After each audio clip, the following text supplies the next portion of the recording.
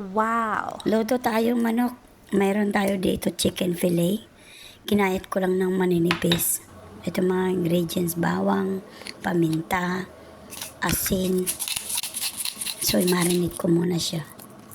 So, depende. Pwede rin 20 minutes, pwedeng isang oras.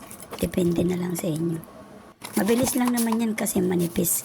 Lalagay ko lang muna yan sa fridge para manuot muna yung lasa. Pasensya muna kayo sa aking boses dahil pauspang person. So pagkatapos nga ma-marinate, pwede na siyang iprito. Prito lang ng konti, parang mag-golden brown lang siya. So nilagyan ko siya ng harina para mas hindi siya mag-dry ba sa loob ng chicken. So yan na. Prito natin ng konti. Hintayin natin siyang mag-brown para mas maganda siyang tignan. Pagkatapos niyan, pag nag-brown na balik na rin, lagay ko na yung bawang. After niyan, sunod ko na rin yung butter.